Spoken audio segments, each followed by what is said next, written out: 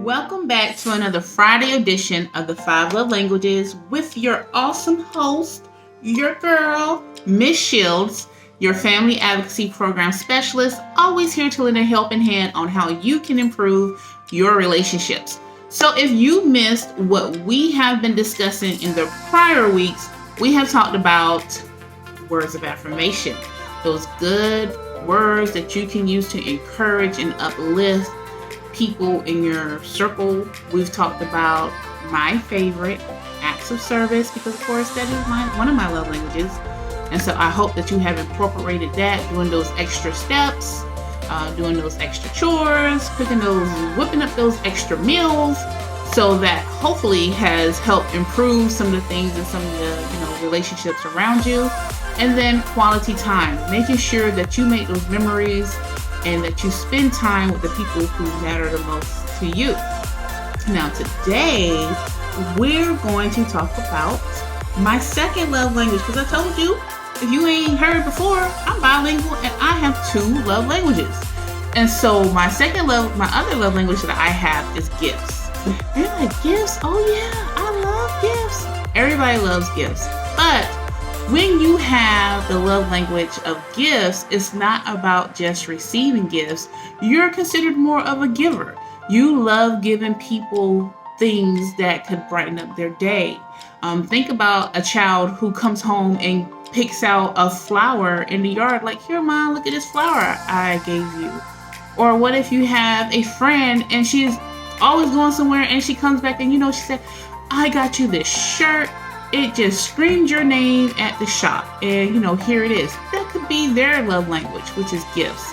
Gifts means a lot. It is a form of showing, it is a tangible form, a physical form of showing that I love you and I care about you and I'm thinking of you. And what better way to express those with something that people can see.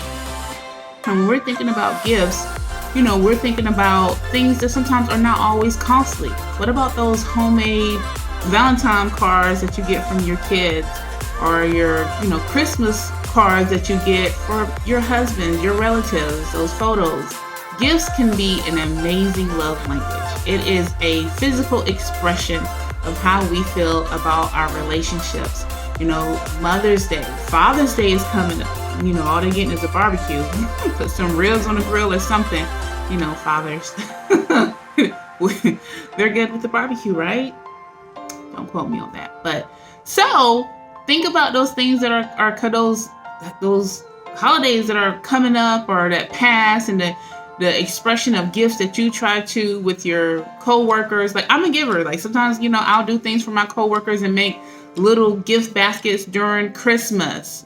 I like to, that is one way that I express that I care and I'm thinking about you, is by me giving. And I am a natural giver. But I do also like to receive. And so I might need to drop my cash app envelope. I'm working so hard. But I am a giver. And I also like receiving gifts. So gifts is one of my love languages, and it is a very special love language to me, because like I said, giving is awesome. And when you give, the more you receive, right? And so it's something that is near and dear, because it doesn't hurt to give and spread a little bit more love throughout the world, because definitely that's what we need. So if you have extra, or you're thinking about things, there's plenty of ways to give. You can give to your local food pantry. You can donate clothes. You can always donate money.